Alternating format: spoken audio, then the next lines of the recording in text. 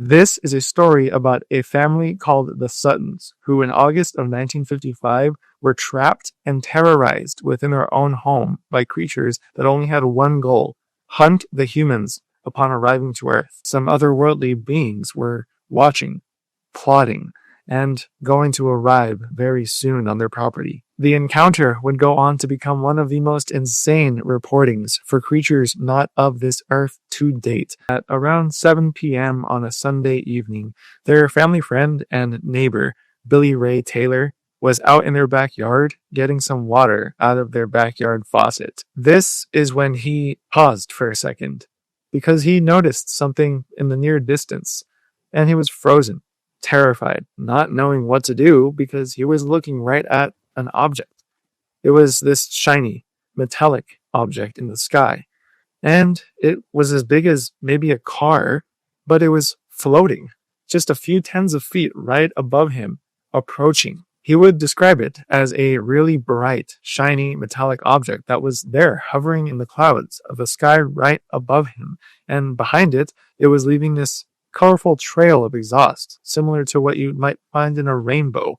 He didn't know whether to scream or to look at it in awe, but he quickly realized that it was definitely not something to just observe and stand there for. It was not something to be messed with. In other reportings, he mentioned about how it was hovering over the Sutton house. It flew over his head and started going in zigzags over their house, and all of a sudden it just stopped. It was almost like he was having a showdown with it. He was just staring at this thing, and after a few seconds, after it not moving at all, it just went straight down, like as if it was arriving to their house, like a ship just sitting there in place in the sky, and all of a sudden it just goes down and parks at the house. He didn't know what to do. He was baffled. He thought, I must be going crazy. It's a hot evening. I'm hallucinating. And he just sort of laughed it off, shrugged, and walked on back into the house like normal.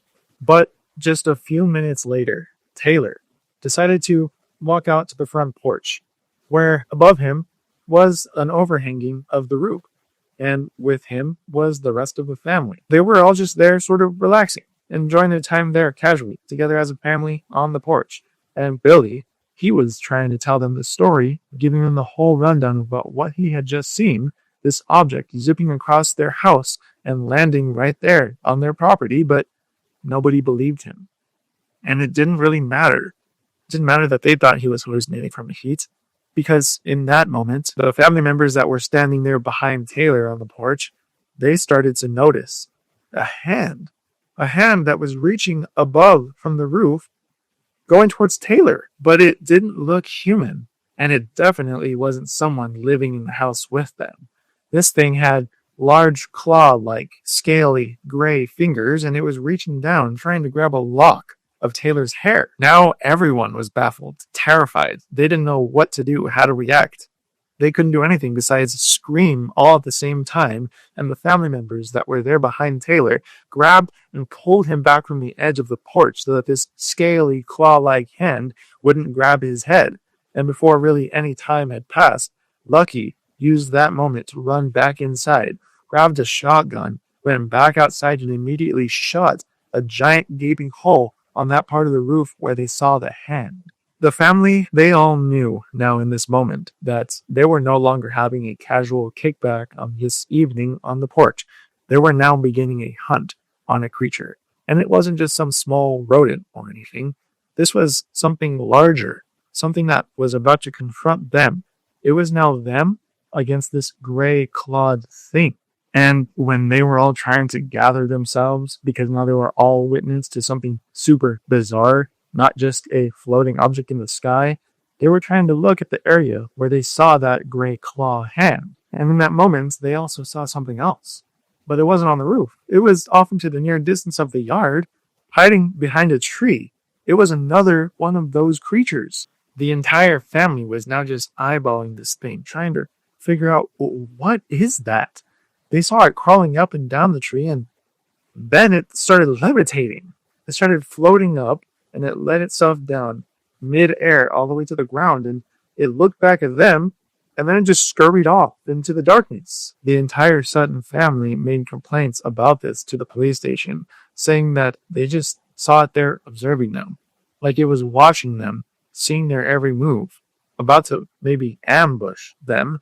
And it was dark at the time, so it was hard to see it, but it still was a new moon out. So it was casting this ever so slight white glow on the entire yard, just enough to see this figure. And this creature that was watching them from the distance of the yard, they said that it also gave off the same metallic sort of shimmer of its skin, and that was similar looking to that same object that was flying through the sky right over their home. They all felt like they were being surrounded by these things invading their home, their space. I mean, they had already seen two of them. They had no idea what they were trying to do, where they came from, and one of them already had gained access to part of their home on the roof. So the only other thing that they could do, their next move to try and stay safe as a family, was all go back inside, pretty much watch the windows, the doors, everything to make sure that nothing can make its way inside, so that these gray goblins didn't have an entry point. They would spend really the next several hours throughout the night just trying to listen, observe, and make sure that nothing could get in. And they did actually hear some scraping, some shifting of items. These things were trying to break into their house. They just couldn't figure it out yet. Their family dog even started barking about 4 hours into the night. It was really late at this point, 12, 1, 2 in the morning. And when the dog was barking, it was smelling something. It was sensing something, something that the family members couldn't yet see. So Lucky and Billy decided, you know what, this dog is now barking for no reason. It knows just as well as we do that there is a threat outside. So they made their way back to the front door. And as they started to creak it open, they had already noticed something that was very apparent off into the direct distance that was still watching them. They saw this glow, this orb, and within this glowing orb, something of a humanoid, smaller stature of a creature was just there right in the middle of it, looking directly at them. They described it to be about 3 or 4 feet tall. Its head was gigantic as a almost perfectly round circle with giant glowing yellow eyes that were staring directly at them, and its arms were practically as long as its entire length of its body. Its entire gray metallic skin was reflecting throughout this glow. Both Lucky and Billy were having a straight up stare down with this creature, and they started to feel pretty helpless. I mean, they had already tried shooting at these things a couple of times with no success of defending themselves or causing damage to these things that were having a territorial battle with them. So all they could do was just shut the door and keep on waiting it out, waiting for the next thing to happen, because it did. As soon as they made it back into the house, they walked through another hallway into another side window in the living room, and as soon as they made it to that corner of the room, another one was staring at them through a window. Imagine a alien head with yellow glowing eyes staring into your house. What are you going to do? Because Lucky and Billy tried shooting the shotgun directly at it once again, and that's when they saw it. They saw it flip and dodge those bullets with its levitation. Glennie was right there next to Billy. Their guns weren't working. She described that levitating goblin alien creature to look like her refrigerator with how metallic and reflective it was. There was nothing that made sense about any of this for these people. The entire night was passing them by. They could not sleep. They could not defend themselves, and they had no other option but to feel like all they could do was bolt out of the house.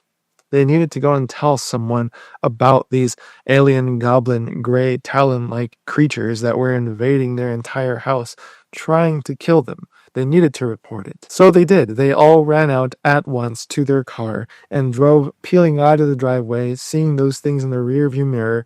And as soon as they got to the Hopkinsville police station, the police sheriff was freaked out just by seeing them, saying that they were hyperventilating, sweating, kind of acting erratic, not really being able to get a sentence out. And he said, these aren't the types of people to just cry for help. These are the types of people to hold down their duties, their fort. They are going to grab a gun and defend themselves before coming to us, the police. So the sheriff heard them out. He thought they were crazy, but at the same time, why would a whole family like this show up at a police station just to joke around? So he called for backup.